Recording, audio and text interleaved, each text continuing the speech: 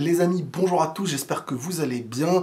Et on se retrouve donc dimanche, sans match à débriefer, ni le Real, ni le Barça. Donc on va revenir sur une vidéo dans laquelle on va revenir sur l'actualité football en rapport au dernier match d'hier et de cette journée qui était de base l'annoncement de la fin de la saison du Real. Et ensuite, après le match du Barça et le faux pas, le Real fait un plus gros faux pas, mais qui n'a pas une plus grosse conséquence, dans le sens où, comme je vous l'ai dit hier, avant que le Real joue, avant que le Barça joue, le Real doit espérer gagner le prochain Classico et espérer un faux pas du Barça.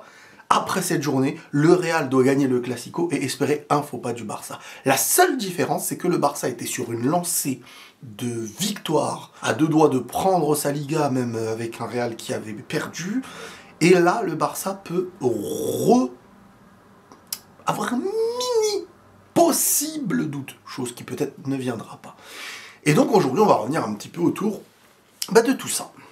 Grâce à vos questions, ou pas, en vrai, ça se trouve, vous n'allez même pas revenir autour de tout ça, vous allez dire, Riles, ça va sinon? Dembouz, Ballon d'Or. Alors pour l'instant, pour moi, il n'est pas encore... je vois plus de joueurs du Barça pour l'instant être Ballon d'Or sur une saison entière du début à la fin, même si vous le savez, et on le sait, c'est la phase des huitièmes, quarts, demi et finale de Ligue des Champions qui te donne 80% de ta position au Ballon d'Or. Même si tout le reste est un supplément. Mais si, côté Barça, qui ont pour moi déjà 3 joueurs qui postulent au Ballon d'Or cette année, Rafinha, Pedri, Lamine Yamal, et qui, les 3, même s'il y a une petite période, on va dire, de complications avec Lamine Yamal dans certains moments, mais pour ceux qui connaissent le foot et ont analysé, ont vu ce qu'il procurait sur le terrain et ce qu'il apportait, même dans la phase de difficulté, hormis quelques semaines, même quand il marquait pas depuis plusieurs temps, les stats ne font pas toujours tout, surtout dans son poste, où parfois la déstabilisation, la passe, etc. font beaucoup de différence. Donc, je sais pas pourquoi, mais moi je vois plutôt, pour l'instant, parce que je vais vous dire les noms qui sont ballon d'orisables actuellement. Dans les très haut placés, je vois Rafinha, je vois Pedri, je vois Lamine Yamal, je vois Dembélé, mais je vais vous dire un truc, ça va peut-être vous choquer, et c'est pas sur le mérite que je parle, je le répète, c'est pas sur le mérite, mais en prenant en compte la manière dont les gens votent. Je pense qu'un Mbappé, tout dépend de la fin de la saison, pourrait, chez les votants, passer devant Dembélé. Si c'est la même saison actuellement, ça pourrait choquer. Et moi je vous dirais, si ça me choque, si par exemple Dembélé va en finale, en plus ils éliminent, imaginons, je sais pas, le Real, ou le Real se qualifie même pas en demi, et que t'as Mbappé devant Dembélé, je vous dirais les gars, pour moi c'est pas vrai, c'est n'importe quoi. Mais, si le Real va au bout et gagne une Ligue des Champions, un Mbappé qui a déjà un nom, un statut depuis des années, peut avoir plus facilement des votes. Cette année, c'est vraiment un Ballon d'Or où pour l'instant, t'as pas un nom qui ressortait. Pendant longtemps, il y avait Rafinha, Salah dans la saison. Salah, moi, je lui dis bye-bye. Je pense qu'il sera 5 ou 6e. Mais après, t'as un enchaînement d'une prestation individuelle et collective et visuellement, mondialement, t'es le Barça, on connaît, voilà, quand t'es le Real, le Barça, que t'as un nom ou plusieurs qui ressortent, c'est ça qui ressort plus que, pour l'instant, Dembélé. Dembélé, pour qu'il ait le Ballon d'Or, faut vraiment qu'il gagne la Ligue des Champions et qu'individuellement, il est tout écrasé. C'est mon avis. Mais en tout cas, il ne sera jamais aussi proche du Ballon d'Or que cette année. Tu penses que si le Real prend un trophée cette saison, Carlo va rester ou non? Franchement, s'il reste... Moi, je trouve que c'est pas cool, mais après, c'est son contrat. Nous, on est que des supporters, on est extérieurs. Mais moi, je pense que s'il reste, vraiment, c'est du forcing. Il force pour rien. Ça y est, mon gars. T'as fait beaucoup de choses. Carlo, t'es un grand, t'es une légende, t'es la légende des coachs du Real Madrid. Mais, maintenant, il faut aussi savoir dire, je sais quand m'arrêter. Et je pense qu'il est plus expérimenté que nous pour savoir quand s'arrêter. Donc, je pense que cette année doit être, c'est fini, la dernière. Salut Alice, je voulais ton avis sur le futur du football, les différentes règles qui entrent en vigueur, l'ambiance des supporters qui ne peuvent plus chambrer presque. On est arrivé à une époque où il n'y a pas eu on a atteint un seuil de chambrage, entre guillemets. Donc on peut pas dire les supporters ne peuvent pas chambrer, ça c'est faux. C'est le maximum qu'on a connu dans l'histoire. Donc à moins qu'avant c'était pas beaucoup et maintenant c'est normal, je sais pas. Les joueurs pareils qui ne peuvent plus trop chambrer, etc. Si, les joueurs peuvent chambrer aussi. Mais après, il y a des influences, après, il y a des gens qui portent plainte, après, ça dépend. Si, des célébrations, il y en a déjà eu des pires qu'on peut avoir. Mais si personne ne prend l'affaire en cours, ne prend l'affaire pour la mettre en justice et tout, bah, il n'y a pas de débat. Non, moi, ce qui me choque aujourd'hui, c'est que si, par exemple, on s'attaquait aux vrais problèmes et qu'on voulait, derrière les vrais problèmes qu'on attaque, hein, le racisme, vraiment prendre parti sur ce qu'est un être humain, blanc, noir, son origine, sa religion, tout ce qu'est un être humain dans ce qu'il est, ou dans ce qu'il a choisi d'être, et que là, on l'attaque non pas dans le chambrage footballistique, mais sur son humanité, sur ce qu'il est en tant qu'humain, là, faut être brutal avec ça. Faut être brutal dans le sens juridiquement. Faut montrer que ça n'a pas de possibilité d'exister, et que si quelqu'un veut le faire sortir, il va souffrir en termes de punition, quoi. Et derrière, si ça c'est pris, donc il y a un ordre, quelqu'un qui est en train de mourir par terre, et à côté quelqu'un qui est en train de voler des chips, tu vas pas crier pour les chips si tu sais qu'il y a quelqu'un qui meurt. Par contre, tu sauves la personne qui meurt, le cas le plus grave, pour ensuite t'occuper du voleur de chips, car il ne faut pas de voleur de chips non plus. Et ben c'est pareil dans le foot. Tu t'occupes de ce qui est le plus grave, et en même temps, ou à côté, ou après, tu t'occupes de ce qui est indécent, ce qui est vulgaire. Et voilà, et c'est comme ça qu'on évolue dans le monde. Mais nous, on fait du bruit de manière hypocrite, en vrai, sur le voleur de chips, et celui qui est en train de mourir, on dit « Ah, c'est pas bien, mais hey, t'as vu, vas-y, j'avais ping-pong hier. » Bref. Bellingham vs Pedri, qui est le meilleur actuellement? Bah, actuellement, c'est Pedri. Pedri est dans une meilleure saison collectivement, individuellement, son club va mieux. Non, c'est Pedri. Comme l'année dernière, c'était Bellingham. Et pourtant, moi les gars, c'est ça. Elle est là notre différence. C'est que moi, l'année dernière, quand on me parlait Pedri Bellingham, qu'est-ce que je vous disais? C'est pas exactement le même profil. Je pourrais dire, et tout le monde aurait été d'accord, on l'a vu au Ballon d'Or, on l'a vu, Bellingham il postule top 3 Ballon d'Or, Pedri, voilà, il était loin. J'aurais pu jouer deux. Bellingham, meilleur, machin. Mais c'est pas mon jeu. Pour moi, c'est deux joueurs de fou. C'est deux joueurs de fou. L'année dernière, t'as Bellingham qui porte son équipe, qui est meilleur joueur de Liga, et actuellement, t'as Pedri qui porte son équipe. Alors, est-ce qu'il est meilleur joueur de Liga? Moi, ça me gênerait pas du tout qu'il le soit. Parce que, en fait, c'est complexe. Parce qu'au Barça, on se dit, tu retires qui? Et en retirant qui, il y a la plus grosse conséquence de l'absence. Lamine Yamal, il y a avec et sans Lamine Yamal, c'est vrai. Rafinha, malgré l'effort de Rafinha cette saison et les stats qu'il a et l'importance qu'il a, pour moi, c'est pas celui qui, quand tu l'enlèves, ou quand tu fais une équipe, voilà, on va dire c'est plus simple. Quand tu fais une équipe, moi je mets plus Pedri, Lamine Yamal avant tout. Il serait inconcevable pour la direction du Barça de vendre Lamine Yamal ou Pedri. Par contre, t'as déjà pensé à vendre Rafinha. Mais après, le foot, c'est le mérite. Et c'est vrai que Rafinha, sa saison individuellement, elle est exceptionnelle sur les buts importants, mais après, il y a le recul que tu prends. Donc, c'est complexe, c'est complexe. Mais pour revenir à la question, cette saison, c'est Pedri qui est devant largement. Et je sais dire que Pedri est devant actuellement sur cette saison, ça m'empêchera pas de dire que Bellingham est un joueur exceptionnel. Mais même un joueur exceptionnel peut être dans une saison compliquée à cause de mille et une choses. Mais pour moi, actuellement, on a vu le Bellingham l'année dernière, on a vu le Pedri de cette année. C'est des joueurs qui se valent, on est sur le haut standing. Et j'ai envie de voir un Pedri au même type de classement qu'un Bellingham l'année dernière parce que ça fait du bien de revoir des joueurs de ce calibre-là, avec chacun sa spécificité, son style, son football. Mais ça fait du bien. Et qui peut dire le contraire? Ça fait pas du bien d'avoir aujourd'hui un Bellingham d'un côté, un Pedri d'un autre, un Vini, Rodrigo, Mbappé, et de l'autre, un Lamine Yamal, par exemple. Ça fait pas du bien? Bah moi, ça me fait du bien. Moi, je suis content. Bon, je suis pas content du classement, je suis pas content de... Mais voilà. Que penses-tu de Rodrigo? Pourquoi est-il si irrégulier? Et a-t-il vraiment sa place au sein du Real Madrid? Alors, cette place au sein du Real Madrid, bien sûr. Mais les gars, faut comprendre que Vous regardez le toit d'une maison et vous dites, mais ce toit de maison est nul parce qu'il bouge. En oubliant que c'est les fondements d'en dessous qui sont pas solides. Mais un Rodrigo, là, tu le mets dans un Barça où tout roule, domination, machin, ce joueur, tu vas te dire, bon, en vrai, il est fort. En vrai, il est excellent.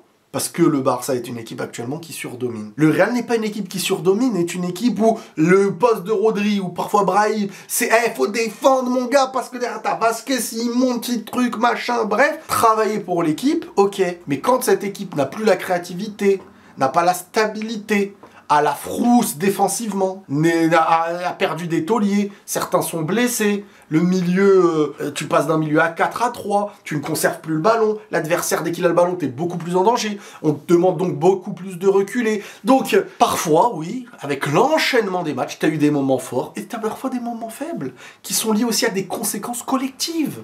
Pas que des conséquences de t'es bon, t'es bon, t'es pas bon, t'es pas bon, t'es bon, allez, on met des notes, des machins, c'est pas comme ça le football. C'est pas comme ça le football. Est-ce qu'Mbappé, qui était incroyable il y a quelques temps là, et qui avant était mauvais, et qui là redevient un peu moins que sa période de ouf, mais qui est quand même en train d'essayer de faire des choses parfois, c'est quoi? Il est fort, fort, nul, nul, nul, fort, fort, fort. Le foot, c'est pas comme ça. C'est aussi collectivement. Tu peux être dans un bon jour, Mbappé vs le Barça, finale de Supercoupe, très bon jour pour lui, mais collectivement, ne pas être dans un bon jour, ce qui pénalise l'individualité qui est en forme. Donc, je n'aime pas m'arrêter individuellement sur « Ah, il est pas bon, il est bon, il est pas bon, il est pas bon ». Le Real, malheureusement, regardez l'état collectif dans la confrontation, eh ben, il y a des conséquences aux individualités. Je suis désolé, ils sont pas obligés à chaque fois, malheureusement, de porter le manque créatif, le manque défensif, le manque collectif. Quel numéro 9 pour l'après Lewandowski au Barça? Alvarez, Ferran, Gyökeres, Isaac ou Rodrigo? Non, alors, Alvarez ou Isaac ou Gyökeres, mais Alvarez, ça aurait été une dinguerie. Et j'ai pas trop envie qu'il y aille, pour vous dire la vérité, parce que quand je vois le Barça cette saison, comment ils nous ont mis une tempête d'une certaine façon, avec Alvarez devant, les efforts, ça serait un peu le Suarez du Barça. Hein. Alvarez, tu le prends, c'est le Suarez du Barça. Moi, ça me fait peur, lui. J'ai pas envie. Mais tu me diras, est-ce ils pourront mettre autant d'argent? J'en sais rien. Mais je pense que le Barça va encore attendre son numéro 9 pur. On voit avec Ferran et tout, je pense que Lamine Yamal aussi pourra se déplacer beaucoup plus et que son poste va évoluer. Rafinha, à voir s'il reste ou s'ils vont faire de l'argent sur lui après, sur le long terme. Je sais pas. Mais en tout cas, si j'étais pour le Barça, Alvarez serait une dinguerie. Isaac aussi, hein, il est incroyable. Tu vois le PSG battre le Real dans une possible demi-finale? Le PSG actuellement peut battre tout le monde. Ce serait un match de fou PSG-Barça. Vraiment deux systèmes d'équipes qui veulent avoir la possession, qui veulent dominer, qui veulent prendre le ballon à l'adversaire. On a vu quand même Paris dans le retour à certains moments très très en difficulté aussi contre Liverpool, mais ils ont su faire le dos rond et bien défendre. Donc oui, le PSG actuellement peut battre le Real, bien entendu les gars. Le Real actuellement, en tant qu'équipe à battre, c'est différent, attention. Battre et éliminer le Real, c'est deux choses différentes. Battre le Real dans un même championnat, Paris peuvent les battre sans problème. Enfin, sans problème, vous m'avez compris. Ils pourront les battre cette année, il n'y a pas de lézard. Maintenant, les éliminer, c'est une autre question. C'est plus difficile d'éliminer le Real en Ligue des Champions parce qu'il y a des trucs. Mais footballistiquement, Paris peut taper le Real, et bien entendu. Bien entendu, cette année, tout le monde peut taper. Tous les grands peuvent taper le Real cette année. Même City pouvait les battre. Donc, et je le répète, hein, ça aurait été possible. Ce Real est imprévisible dans le mauvais sens cette année. Juste rectifier une chose, tu as dit dans ton débrief que le fait que le Real passe à +4 ne change rien, mais c'est faux. Le Barça peut se permettre de faire 2 nuls, or avant pouvait faire qu'une défaite. Non.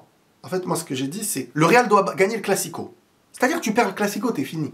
Donc le Real doit gagner le Classico et espérer qu'avant ou après, le Barça fasse un faux pas, sans que le Real le fasse, bien entendu. Donc, défaite pour le Barça, plus nul. Ce qui fait que le Barça perdrait 5 points. Ils ont actuellement 4 points d'avance. Si le Real bat le Barça, ils prennent 3 points. Si le Real derrière fait une victoire quand le Barça fera un nul, ça fera 6 points pour le Real et 5 pour le Barça. Tu crois que l'attitude détestable de Rafinha va lui coûter un potentiel ballon d'or comme Vini? Mais moi je vous ai déjà dit les gars, je rentre pas dans ce jeu. Ce qui me gêne juste c'est l'hypocrisie. Si ça avait été Vini, certains auraient fait du bruit, mais on connaît, on est habitué au réseau, faut prendre du recul.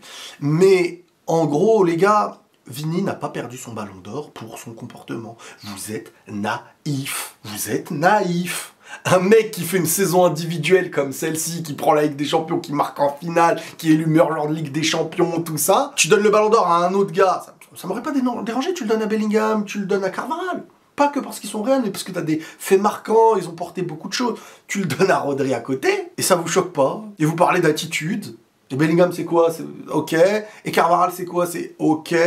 C'est de la naïveté de votre part. De penser que c'est une histoire d'attitude. Si Rafinha est le meilleur joueur de l'année, c'est pas ces 2-3 coups de gueule qui vont lui retirer un ballon d'or. Ce sera, si on lui retire alors que c'est censé être lui, soit c'est parce qu'il y en a plusieurs qui le méritent, 2-3, Pedri, Lamine Yamal, Mbappé s'il gagne tout, machin, mais globalement, ce sera pas pour les colères, là, c'est pas vrai.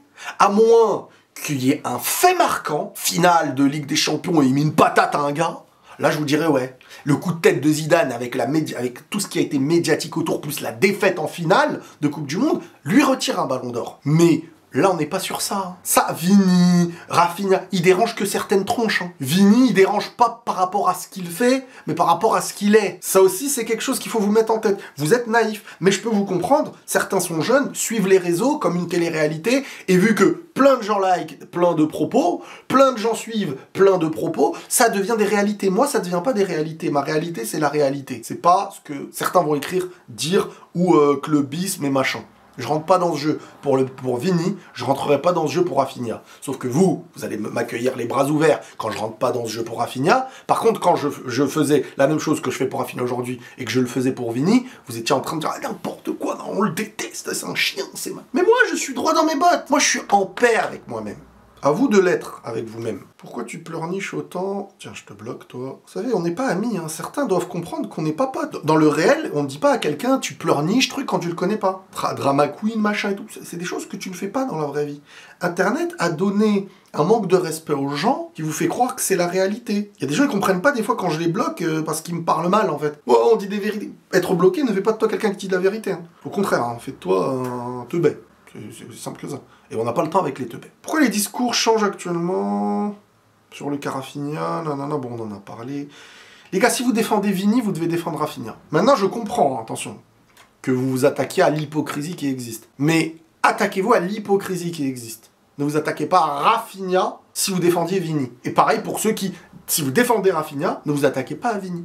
Oui, mais Vini, c'est un peu plus grave, hein, mais... Ouais, en gros, allez, rentre chez toi, tu cherches juste à défendre ta parole. J'ai une faiblesse, c'est que je ne supporte pas de voir de mes yeux, j'ai une sensibilité, je ressens, en fait, cette malhonnêteté intellectuelle quand c'est... Pour moi, non, mon club, non, les autres, on est méchants, hein, mon club, non, c'est des gentils, ça me brûle intérieurement. Je déteste ça, je déteste ça. Bref, est-ce qu'on est trop peu exigeant avec Rodrigo? En fait, Rodrigo, on est moins exigeant avec lui que Mbappé et Vini, parce qu'ils n'ont pas leur statut. Et c'est ce que je vous répète depuis longtemps. Si le Real devait jouer avec deux attaquants, c'est Rodrigo qui aurait sauté. Quand il y a un premier à faire sortir, c'est Rodrigo qu'on fait sortir. Quand il y en a un qui ne doit pas jouer à son poste, c'est Rodrigo qui ne joue pas à son poste. Quand il y en a un qui doit faire plus d'efforts défensifs que les autres, c'est Rodrigo qui fait les efforts défensifs. Donc forcément, Mbappé est mis dans les meilleures conditions, Vini est mis dans ses meilleures conditions, c'est eux qui coûtent le plus cher, c'est eux qui ont des meilleurs salaires, forcément, c'est eux qu'on attend plus. C'est normal. Mais quand il n'y a pas Mbappé et il n'y a pas Vini, s'il y a Rodrigo derrière, si c'est Rodrigo qui est mis dans ces conditions-là pour faire gagner, là on sera plus dur. Mais c'est une réalité, on peut pas... voilà, c'est... Mbappé, Vini, c'est les premiers sur qui tu mets le plus de poids. Derrière, t'as Bellingham. Ensuite, même Rodrigo, je le mets même pas après Bellingham, peut-être. Dans l'esprit des gens, dans l'importance de... C'est pas pour rien qu'en fait, on est plus gentil avec lui. Mais oui, il est irrégulier. Mais c'est pas la première fois qu'il est irrégulier, hein, le Rodrigo. Bref, les amis, c'était un plaisir. On se retrouve la prochaine fois. La Ligue des Champions arrive dans 2 jours. Ça va pas être facile. Prenez tous soin de vous et rejoignez-moi sur Insta. Le lien est dans la description. Et la paix sur vous.